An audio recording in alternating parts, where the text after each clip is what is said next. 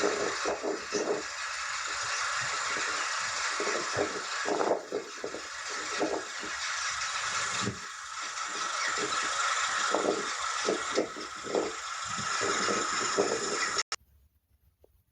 think what we have to understand is it's been 30 years of peace dividend that the Europeans have benefited from. It's over. And we're not in a Cold War with Russia. We're in a hot war with Russia that we're fighting by proxy in Ukraine. And this is big, and you gotta think, if you're Vladimir Putin right now and you have all of these chiefs of staff of all the militaries that you're against, who the body of NATO was effectively designed to fight the Russians, all in one place, you got to know that his finger is hovering over the hypersonic button right now, because he could probably do a serious decapitation strike if he wanted to. I'm not saying he's going to do that. Of course, that would elicit a nuclear response from NATO, the likes of which this world has never seen, and hopefully we never see. But what this all means is that the shit's going to hit the fan, okay? Unless common sense prevails. And at this point in time, I don't even think there's an option for negotiation, because the Russians aren't buying it. That's the whole problem, is that the Russians no longer trust the West. And this could be the point, the inflection point in the conflict, because they couldn't just do this right from the start. Imagine February 24th. The U.S. immediately says, we're going to send HIMARS, we're going to send Patriots, and the UK is like, okay, we're going to send tanks, Germany's going to do this. What do you think would happen? The next day, a big bomb would be dropped, okay? And you'd have guys in hazmat suits out looking for people who survived the blast. That's what would happen. So this is incremental. This is mission creep. This is slowly tiptoeing in. Mission creep, as it's called.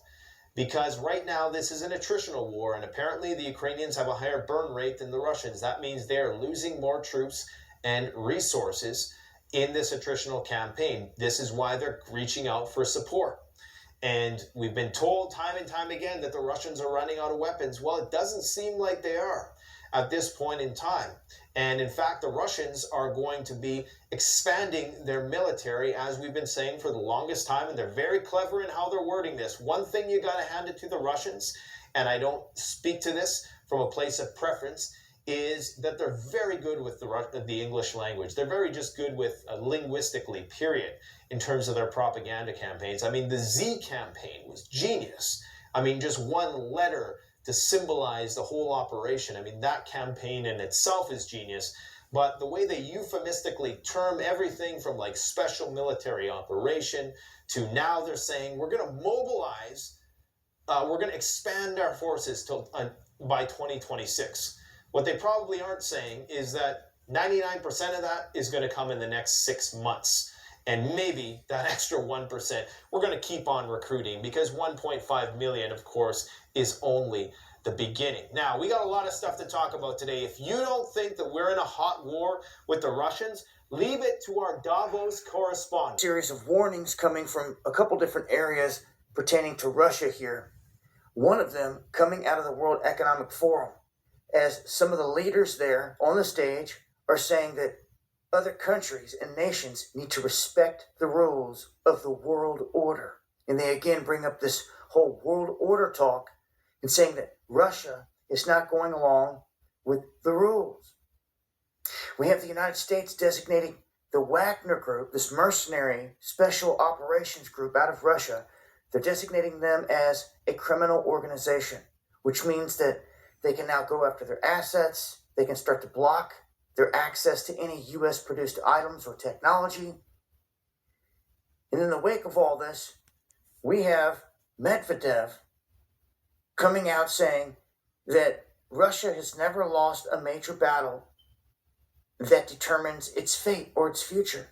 And that if that was to happen, it would trigger a nuclear war. Saying that nuclear powers have never lost major conflicts on which their fate depends.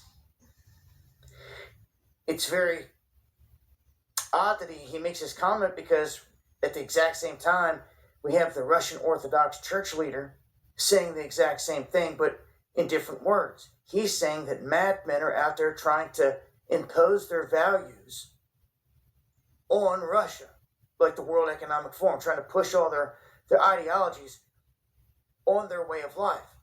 And he's saying that that is not going to happen. They're not going to impose their values on Russia. If they're stupid enough to believe that Russia, which has powerful weapons and is populated by extremely strong people, can be defeated despite the fact that it has never given in to an enemy and has always emerged victorious. If they want to try to strip Russia of their values, that this would lead to the end of the world. And it was this patriarch right here that was making those comments on this. We have calls now coming out from different people for the United States to assassinate the leader of this Wagner group. And a lot of stuff swirling around these moves here. But some of the latest talk here in terms of the threats and the warnings, and it seems that Russia has been trying to bait moves from the other side so they can advance on the front lines, and the West has been trying to bait Russia into using small-scale tactical nukes. And I believe so they can, in turn, use larger ones of their own. Keep your eyes on Crimea. It's a flashpoint.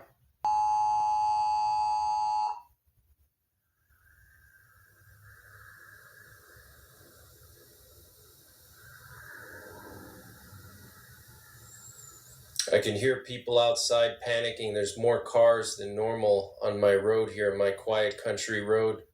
There's just cars every couple of seconds. It's very, very unusual, especially... The state's military has detected preparations in the Russian Federation for a full-scale nuclear attack on the United States. The United States military anticipates the first nuclear warheads to detonate on American soil at 4 p.m. Eastern Time. The attack could involve up to 1,000 nuclear warheads detonated inside the borders of the United States. The primary purpose of the strike will be to decapitate the United States military and the United States government.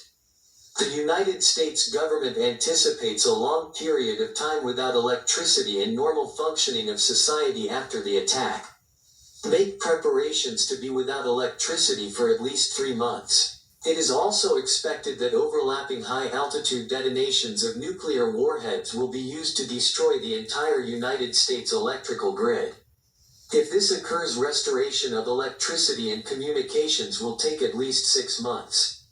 The United States military has already put into place continuity of government protocols. The United States President and the National Command Authority have been evacuated to secure locations. The United States military will commence with a full-scale retaliation strike against the Russian Federation to neutralize the Russian nuclear weapons arsenal, military, and government. The United States military anticipates that the retaliation strike will neutralize most of the nuclear forces of the Russian Federation. Fallout radiation will spread across the entire country. Prepare a fallout shelter by looking for an underground structure. Look for a basement with minimal windows and doors. If there are windows and doors, backfill them on the outside with earth. If this is not possible, place as much dense material along the doors and windows on the inside. You will need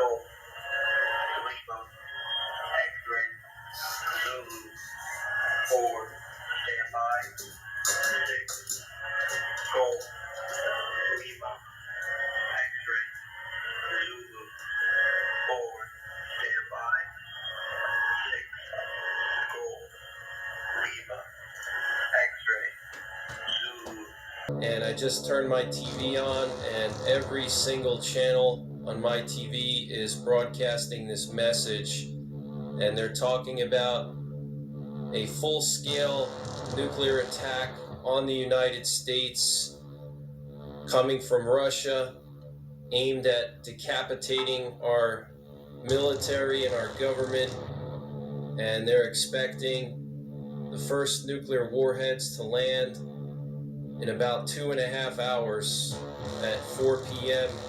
Eastern Time. Its military has detected preparations in the Russian Federation for a full-scale nuclear attack on the United States. The United States military anticipates the first nuclear warheads to detonate on American soil at 4 p.m. Eastern Time. The attack could involve up to 1,000 nuclear warheads detonated inside the borders of the United States. The primary purpose of the strike will be to decapitate the United States military and the United States government. The United States government anticipates a long period of time without electricity and normal functioning of society after the attack. Make preparations to be without electricity for at least 3 months. It is also expected that overlapping high-altitude detonations of nuclear warheads will be used to destroy the entire United States electrical grid. If this occurs, restoration of electricity and communications will take at least